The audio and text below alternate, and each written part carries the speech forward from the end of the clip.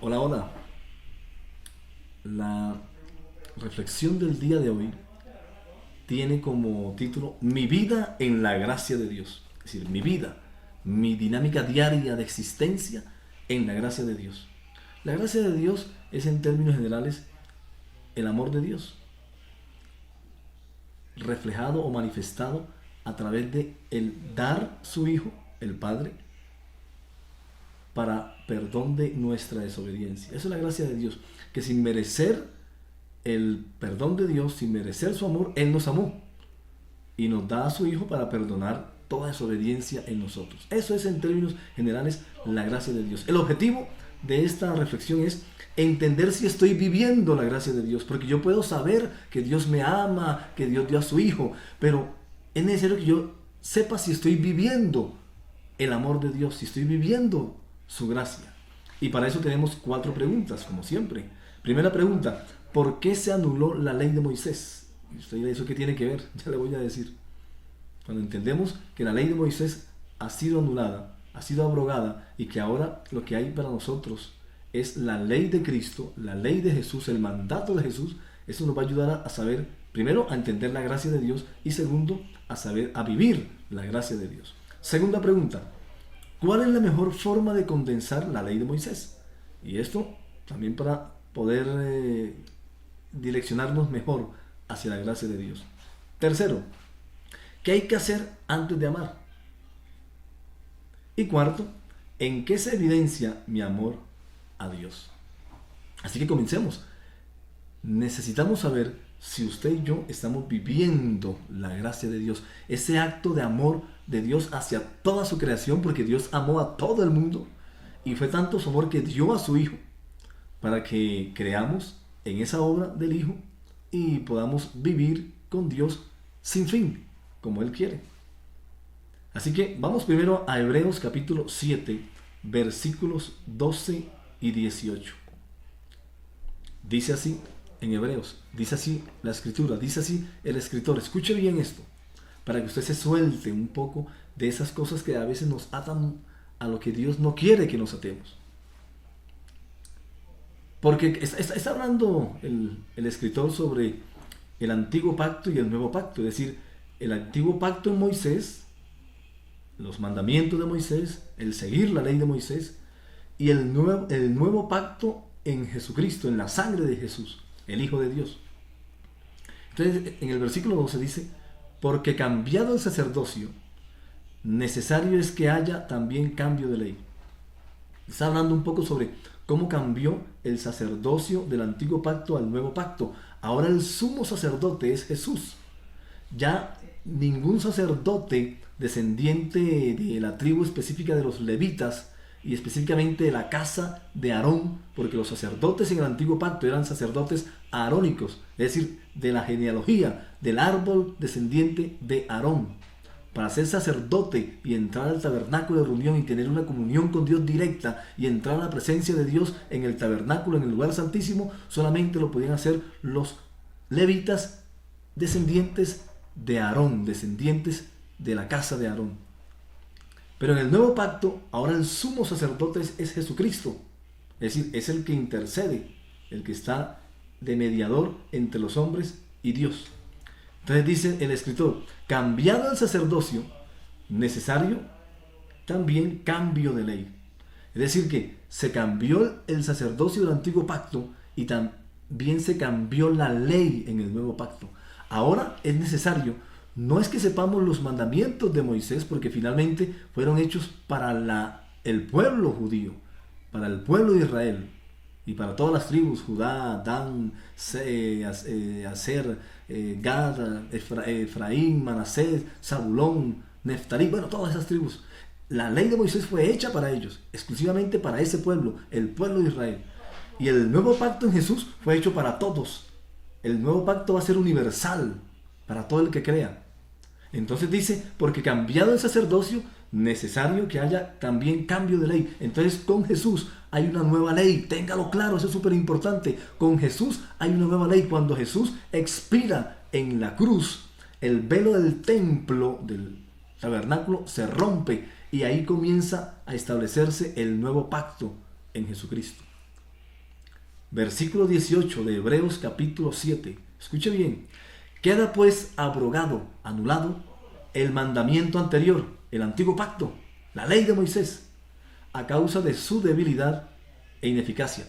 No porque Dios la hiciera débil e ineficaz a la ley de Moisés, sino porque el hombre en su desobediencia nunca la entendió. Sí le gustaba era imponer la ley, pero nunca cumplirla, que fue lo que Jesús le dijo a los fariseos: ustedes son buenos para enseñorearse a los demás y exigirles el cumplimiento de la ley, pero ustedes no lo hacen. En cambio, yo sí vine a cumplir la ley, dijo Jesús. Y como descendiente de una de las tribus, de la tribu de Judá, Jesús fue fiel a su religión y cumplió toda la ley. ¿Y la cumplió para qué? Para tener autoridad y establecer el nuevo pacto en su sangre, en la cruz, por usted y por mí que creemos en Él. Siguiente contenido bíblico para la siguiente pregunta: ¿cuál es la mejor forma de condensar la ley de Moisés? Eran más de 600 mandamientos. Siempre creemos que solamente eran 10. No, 10 fueron los primeros que Dios dio. Los mandamientos de Moisés, que se le dieron a Moisés, se dieron exactamente al tercer día del tercer mes de la salida de Egipto, en el monte Sinaí. Y los primeros 10 son los que conocemos como los 10 mandamientos. Pero si usted sigue leyendo, ahí hay más mandamientos. Y entre Éxodo 20 y Deuteronomio 27 se cuentan más de 600 mandamientos. Esos 600 mandamientos se condensaban en dos. Escuchemos. Romanos capítulo 13, versículo 9. Escuche bien, Romanos 13, 9. Los mandamientos dicen: no cometerás adulterio. Eso decía los mandamientos de la ley de Moisés. Escuche, antiguo pacto. No cometas adulterio, no cometas asesinato, no codicies, no robes, no mientas y todo lo demás. Estos y otros mandamientos, dice el escritor de Romanos, semejantes, se resumen en uno solo. Todos los mandamientos de la ley de Moisés se resumen en uno solo. Escuchen. Ama a tu prójimo como a ti mismo. Eso es antiguo pacto. Esos son los mandamientos de la ley de Moisés. Pero los mandamientos de la ley de Jesús, ¿qué dice? Bueno, más adelante lo sabremos. Estamos tratando ahora simplemente de darle a usted fuerza y darnos fuerza para que entendamos que es importante, es necesario que vivamos la gracia de Dios, que vivamos la gracia de Dios, el amor de Dios, que es finalmente su gracia. Esa es la gracia de Dios, el amor hacia toda su creación, que crea que Él envió a su Hijo Jesús para rescatarnos de tanta desobediencia que todavía por ahí quiere aflorar en nosotros. Así que en uno solo se resumían todos esos mandamientos. Bueno, después los escribas decían en dos, se resumían, en dos mandamientos se confluían todos esos 600 preceptos: amar a Dios sobre todas las cosas y amar al prójimo como a ti mismo. Y aquí en este Romanos 13:9 nos recuerda que dice: ama a tu prójimo como a ti mismo, es decir, ama a tu prójimo como tú te amas. Pero vamos a ver qué dice Jesús, más adelante será. Por ahora vamos a la tercera parte. Tercera pregunta: ¿qué hay que hacer antes de amar? Primera de Juan 3:23. Y su mandamiento es el siguiente, el mandamiento de Jesús. Escuche, el mandamiento de Jesús. Debemos creer en el nombre de su Hijo. Ese es el mandamiento del Padre, el mandamiento de Dios. Debemos creer en el nombre de su Hijo, Jesucristo, y amarnos unos a otros, así como Él nos lo ordenó. Es decir, que antes de amar, el paso previo para realmente poder amar o poder manifestar el amor de Dios en nosotros es creer en Jesús.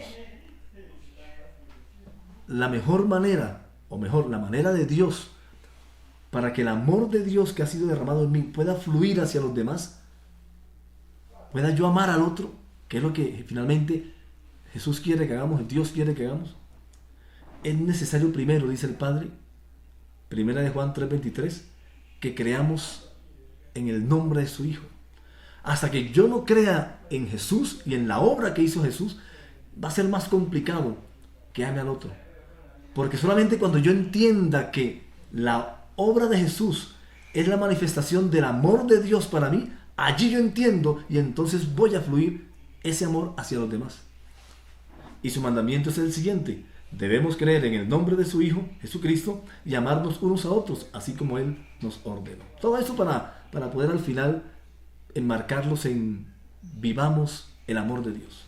Y última parte, última pregunta: ¿en qué se evidencia mi amor a Dios? Porque yo amo a Dios igual que Dios me ama a mí. Bueno, vamos a ver.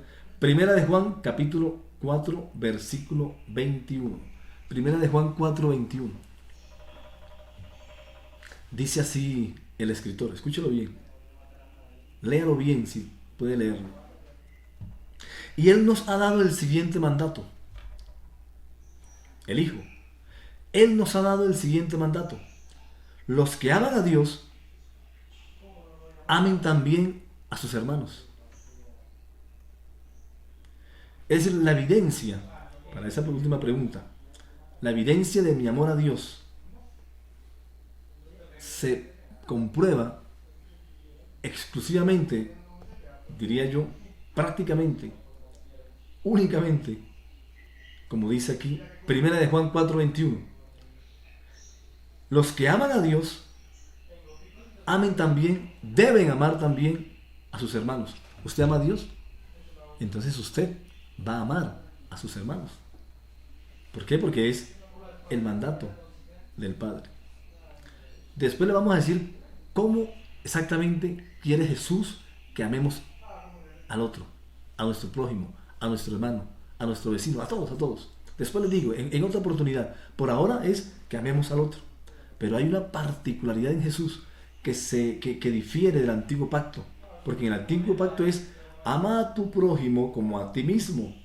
Pero en el nuevo pacto en Jesús, más adelante lo sabremos. ¿Cómo es que Jesús quiere que amemos al otro, al prójimo, a los demás?